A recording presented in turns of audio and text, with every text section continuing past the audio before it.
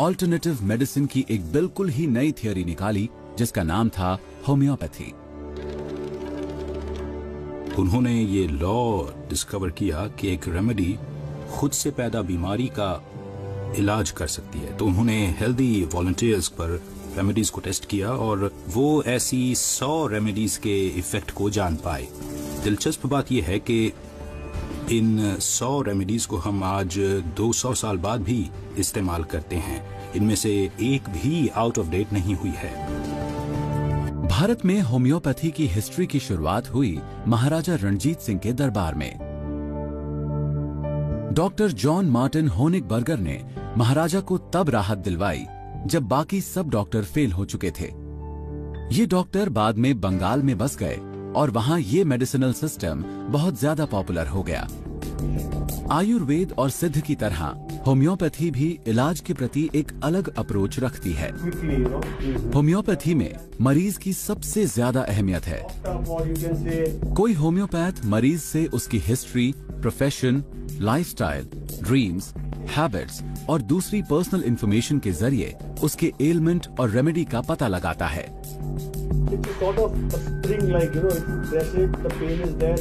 मरीज का इलाज उसकी बीमारी की यूनिक कैरेक्टरिस्टिक्स को जानने के बाद शुरू होता है।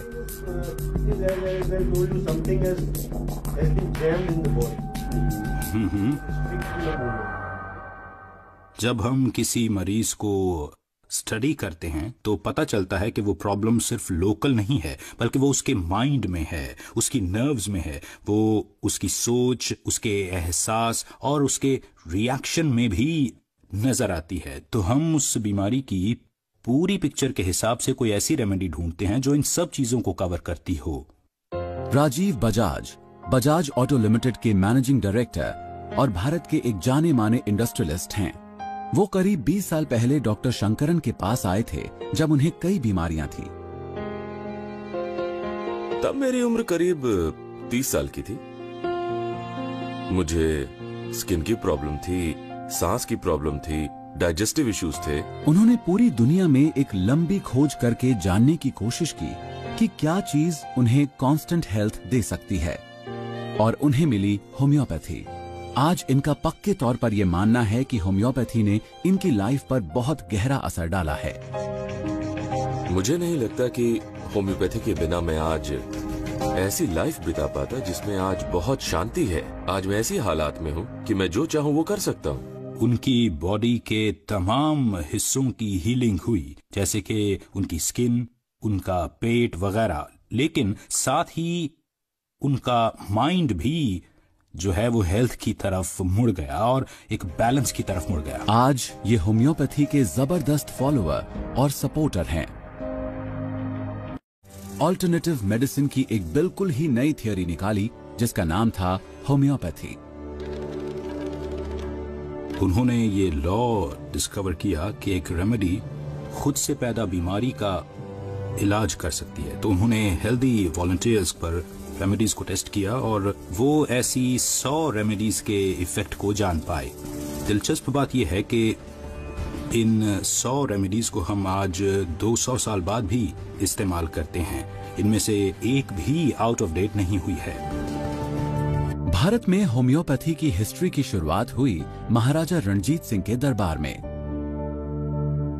डॉक्टर जॉन मार्टिन होनिगबर्गर ने महाराजा को तब राहत दिलवाई जब बाकी सब डॉक्टर फेल हो चुके थे।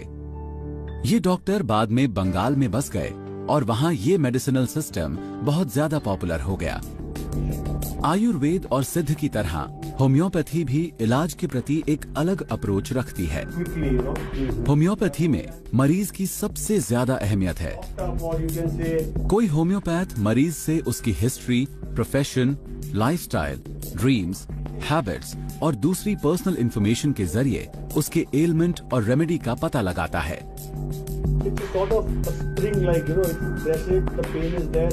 मरीज का इलाज उसकी बीमारी की यूनिक कैरेक्टरिस्टिक्स को जानने के बाद शुरू होता है।